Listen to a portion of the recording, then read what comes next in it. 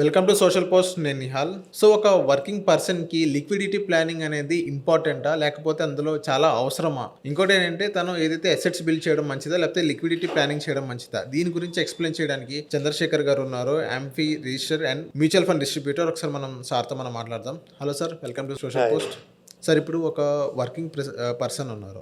So, ఆ పర్సన్‌కి liquidity planning అనేది ఎంత ఇంపార్టెంట్ తన లైఫ్‌లో? సార్ ఇప్పుడు మిడిల్ క్లాస్ తీసుకుందాం సార్. మిడిల్ క్లాస్‌లో ప్రతి ఒక్కరు పని చేస్తుంటారు. ఎంతో కష్టపడి ఎంతో కొంత జీతానికి పని చేస్తుంటారు. రైట్? సో, జనరల్‌గా మనం ఈ లిక్విడిటీ గురించి మాట్లాడుకునేటప్పుడు క్యాష్ ఫ్లోస్ అంటే వాళ్ళకొచ్చే ఇన్‌కమ్ ఎంత ఖర్చులవుతున్నాయి అనేది చాలా ఇంపార్టెంట్. దాని నుంచే వాళ్ళు ఇన్వెస్ట్‌మెంట్స్ అనేది చేస్తుంటారు. రైట్? జీతం వస్తుంది. దాంట్లో ఖర్చులు పోయిన తర్వాత ఎంత మిగులుతుందో చేస్తుంటారు. ఇప్పుడు ఫర్ ఎగ్జాంపుల్ ఒక 50,000 వస్తుంది. 25,000 ఖర్చు పెడుతున్నారు. 25,000 ఉందనుకుందాం. సో, 25,000లో వాళ్ళు ఏం చేస్తారు, కొంతమంది అంతా ఇన్వెస్ట్ చేస్తారు. అవును. అంతా ఇన్వెస్ట్ చేస్తారు. అది ఎఫ్‌డీలో అవనియండి, ఇక్కడ అవనియండి, ఎక్కడో ఒక అవనియండి. ఇన్వెస్ట్‌మెంట్ అనేది కొంతమంది చేస్తుంటారు. కొంతమంది 25,000 వస్తే 5,000 చేస్తారు. మీరు 20,000 సేవింగ్స్ అకౌంట్లో పెట్టుకుంటారు. సార్, ఇక్కడ నేను చెప్పేది ఏంటంటే సార్, లిక్విడిటీ అనేది చాలా ఇంపార్టెంట్. ప్రతి ఒక్క ఫ్యామిలీకి, ప్రతి ఒక్క పర్సన్కి లిక్విడిటీ అనేది ఇంపార్టెంట్. మనకి ఎంత వస్తుంది, ఎంత మిగులుతుంది, మన దగ్గర ఎంత లిక్విడిటీ ఉండేది అనేది చాలా ఇంపార్టెంట్. ఇది ఎందుకంటే సార్, మనం మాట్లాడుకున్నట్టుగా ఫైనాన్షియల్ ఏదైనా ప్రాబ్లం వచ్చినప్పుడు కొంత అమౌంట్ లిక్విడిటీ అని ఉండేటప్పుడు ఆ ప్రాబ్లమ్స్ రిజాల్వ్ చేసుకోవడానికి ఉపయోగపడుతుంటారు. ఎమర్జెన్సీ ఫండ్ అంటే జనరల్గా ఒక వర్కింగ్ పర్సన్ ఒకవేళ జాబ్ పోయింది అనుకోండి. నెక్స్ట్ 1 year లేకపోతే 6 months జాబ్ పోయింది, జాబ్ రాలేదు ఆయనకి. అలాంటప్పుడు ఏం చేయగలుగుతారు? చిన్న ఫ్యామిలీ వాళ్ళు, wife and husband, 2 children or 1 children. So అలాంటి వాళ్ళు 6 months ఆఫ్ ద ఎక్స్పెన్సెస్, వాళ్ళది ఏదైతే 6 months ఆఫ్ దేర్ ఎక్స్పెన్సెస్ ఉందో అలాంటి ఎమర్జెన్సీ ఫండ్ అనేది క్రియేట్ చేసుకోవాలి. Liquid cash. సో లిక్విడ్ అది ఈజీగా యాక్సెసిబుల్ ఉండాలి, మన అవసరానికి తీసుకుని వాడుకునేటట్టుగా ఉండాలి. అది కాకుండా సార్, కంబైన్ ఫ్యామిలీస్ అనుకోండి, లార్జ్ ఫ్యామిలీస్, మేబీ 9+, 10+. సో వాళ్ళ కార్పస్ ఈ ఎక్స్పెన్సెస్ ఏదైతే ఉందో, ఇక్కడ 6 months చెప్పాను, అక్కడ 9 to 12 months ఎక్స్పెన్సెస్ అనేది మెయింటైన్ చేసుకోవాలి లిక్విడిటీ. సో అట్లీస్ట్ ఒక 6 months సస్టైన్ అవ్వడానికి. సో కంబైన్ ఫ్యామిలీ అంటే చాలామంది పని చేస్తుంటారు, కొంతమంది పని చేయకపోవచ్చు.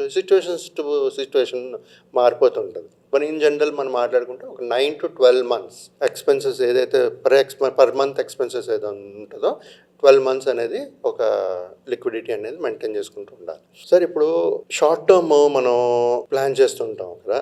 సో మనం ప్లాన్ చేసుకునేటప్పుడు 1 to 5 years అనేది ఒక షార్ట్ టర్మ్ పీరియడ్, 5+ అనేది long term period. So as per hour goal మనం ఇది ప్లాన్ చేసుకుంటూ వెళ్ళాలి. షార్ట్ టర్మ్ గోల్స్ ఎప్పుడు మనం డెప్ట్ కైండ్ ఆఫ్ ఫండ్స్లో పెట్టుకుంటే మనకి లిక్విడిటీ అనేది రిస్క్ ఉండదు కాబట్టి తగ్గే ఛాన్సెస్ ఉండవు. సో మనకు కావాల్సినప్పుడు తీసేసుకోవచ్చు. అది ఈక్విటీ మనకి లాంగ్ టర్మ్ పర్వాలేదు, మనకి ఆల్రెడీ మన ఎమర్జెన్సీ ఫండ్ మళ్ళీ ఈ లిక్విడ్ క్యాష్ కొంచెం ఉంది అనుకున్నప్పుడు మళ్ళీ ఈక్విటీలో పెట్టుకుంటూ ఓ వెల్త్ అనేది జనరేట్ చేసుకోవచ్చు.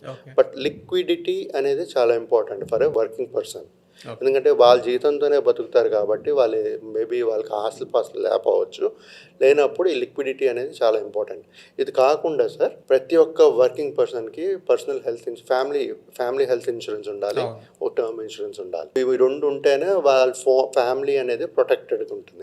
ఎందుకంటే నేను చెప్తాను, ఇన్వెస్ట్మెంట్స్ అనేది ఎప్పుడు దేనికి చేస్తామో, ఒక వెల్త్ క్రియేట్ అవ్వడానికి, అంటే రిటైర్మెంట్ కానీ పిల్లల ఎడ్యుకేషన్ కానీ. ఒకవేళ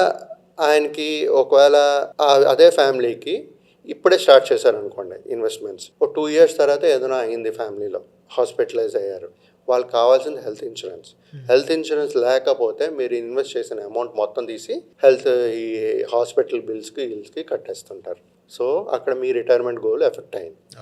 అదే టర్మ్ ఇన్సూరెన్స్ లేదనుకోండి, మీరేంటి 20 years గోల్ మీది వెల్త్ క్రియేషన్, మీరు ఆఫ్టర్ 2-3 years మీకు ఏదో అయిపోయింది. ఆ ఫ్యామిలీ అయితే మరి ఆ పిల్లల చదువులు, వాళ్ళ ఫ్యామిలీ అయితే హ్యాస్ టు లివ్ కదా. సో వాళ్ళకి డబ్బులు అవసరం ఉంటుంది కదా, దానికోసం ఈ term insurance. If you are not there, it supports your family. So ఈ 3 ఇన్వెస్ట్మెంట్స్, హెల్త్ ఇన్సూరెన్స్, తర్వాత టర్మ్ ఇన్సూరెన్స్, ఈ 3 ఉంటే మన ఫ్యామిలీకి కవచం. It's a protection, safety guard. So ప్రతి ఒక్కరికి చెప్పేది ఏంటంటే సార్, ఈ లిక్విడిటీ అనేది చాలా ఇంపార్టెంట్ ఇన్ ప్లానింగ్.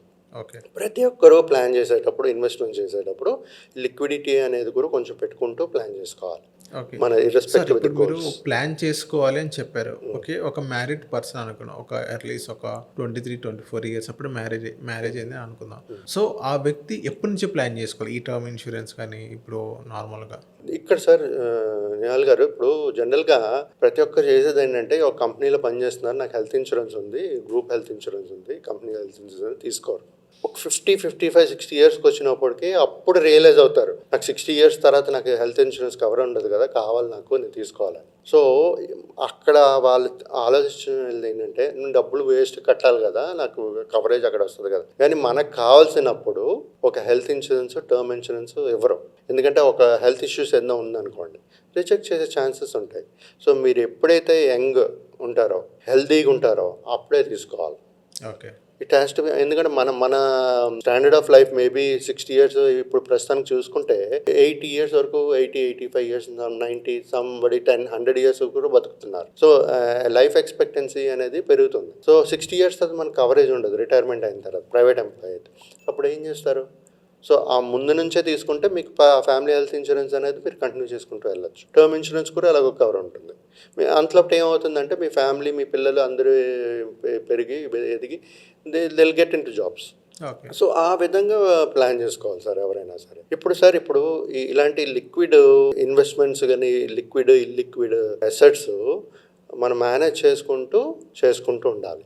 ఈ లిక్విడిటీ అనేది చాలా ఇంపార్టెంట్ ప్రతి ఒక్క ఇన్వెస్ట్మెంట్కి. ఆ షార్ట్ టర్మ్ అయితే నేను చెప్పినట్టు 1 to 5 ఇయర్స్, లాంగ్ టర్మ్ అయితే 5 ఇయర్స్ అబోవ్. ఆ విధంగా ప్లాన్ చేసుకుంటూ ఒక ఫ్రెండ్లీ బడ్జెట్ క్రియేట్ చేసుకుంటే ప్రతి ఒక్క ఫ్యామిలీ వెల్ ప్లానింగ్ ఒక గోల్ సెట్ చేసుకుని క్లియర్గా పాత్ అనేది తెలుస్తుంటుంది. Okay. So, thank you sir మా సోషల్ పోస్ట్ వచ్చినందుకు. Thank you sir.